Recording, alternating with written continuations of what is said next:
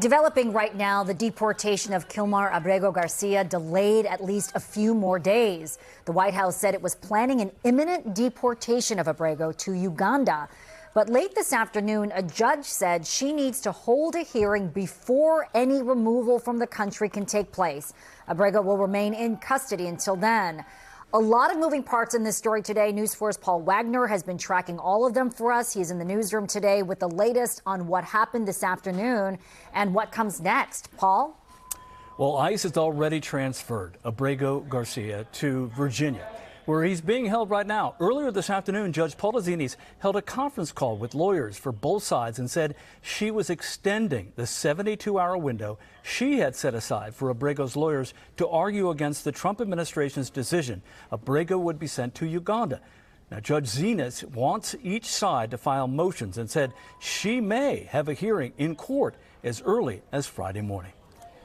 Now, let's back up to how the day started. Kilmar Abrego Garcia was ordered by ICE to report to its office in Baltimore early this morning, where he was taken into custody. It's been a whirlwind few days for the Beltsville man. On Friday, he was released from custody in Tennessee, where he's facing human smuggling charges. He then had a reunion with his family before being detained again. Attorneys for Abrego Garcia rejected an offer to plead guilty to the human smuggling charges he faces in Tennessee. That deal would have sent him to Costa Rica after he served time in federal prison in the United States. Again, that's now off the table, and the Trump administration wants to send him to Uganda. In the petition filed in court today, Abrego's lawyers want the opportunity to argue against his deportation to a third country. During the conference call this afternoon, Judge Zinis said she had heard about the offer to send Abrego to Costa Rica, but noted the government then withdrew that offer and said it would be Uganda instead. Here's the sticking point.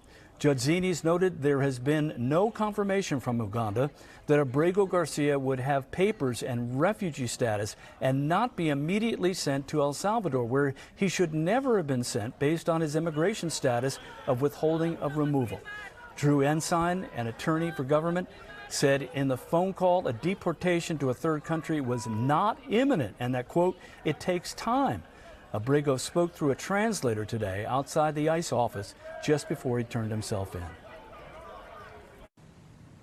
When I was detained, I remembered memories with my family, going to the park with them, going to the trampoline with my children. Esos momentos me darán fuerzas y esperanza para seguir luchando. Those moments will continue to give me hope to continue in this fight.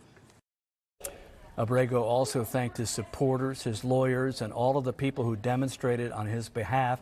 News 4 is your home for all the latest developments on this complicated case. We've been working for you with the details from the very beginning. Remember, when we are off the air, you can find our reporting online and in the NBC Washington app. That's the latest here from the newsroom. Now back to you. Our Paul Wagner live for us tonight. Paul, thank you.